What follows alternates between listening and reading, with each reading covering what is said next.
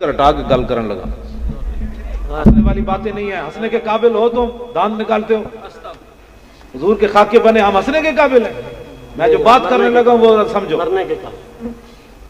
2 दिन पहले अखबार च आया, एक दादे ने अपनी पोती नाल बदकारी की।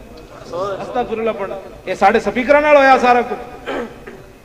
तुसी हैवान बनाया इन्हों सारी सारी रात केबल विखा के। जो इंसान हैवान बन जाए तो फिर हैवान वास्ते तो मावा भैणा कोई नहीं होती। मच्छा तो डंगरा वास्ते हैवाना वास्ते भैणा बिरा होंदे, मावा होंदियां, नानियां होंदियां। तुसी जो सारी सारी रात इन्हां नौजवानों हैवान बना दिता ते सवेरे उठेगा तो ये हैवान है। इन्हों जो राती तुसी कुरान पढ़ाया होंदा, इन्हें जो नमाजा पढ़िया होंदियां, दस आए मुसलमान मतलब इतना बड़ा जुर्म हो गया। मुड़ के स्पीकर साढ़े ये जुर्म कराया, मौलवियों ने स्पीकर उतार दो। ये साढ़ा स्पीकर सुन के उसने हरकतें की थी।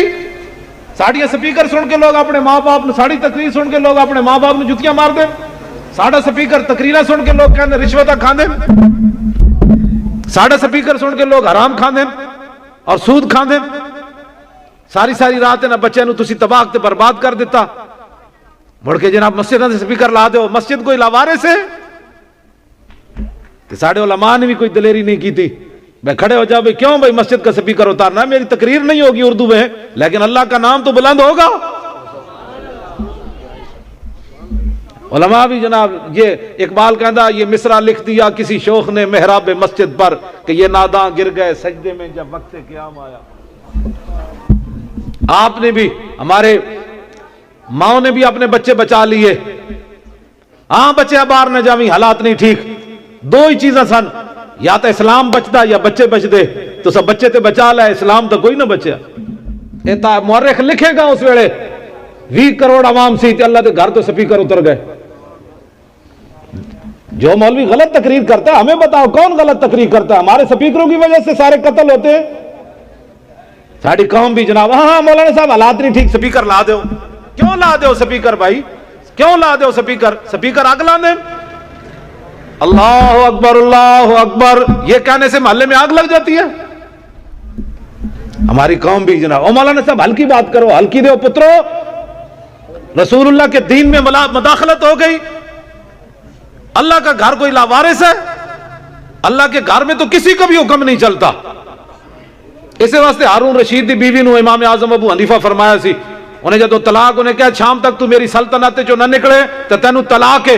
इमाम साहब ने फरमाया मस्जिद बह जा।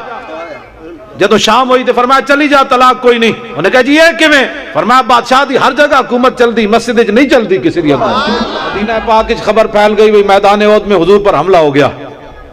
हजरत उम्मे आमिर भी चलियां, शाह जी 228 सफ़ा। वैसे मैनू वाकया याद है, मैं तुहाडे सामने गल तां करन लगा।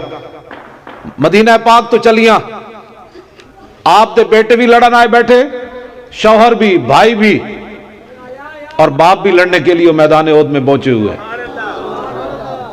छुपा के कोई शायद घर नहीं रखी। भाई हुजूर जो गए,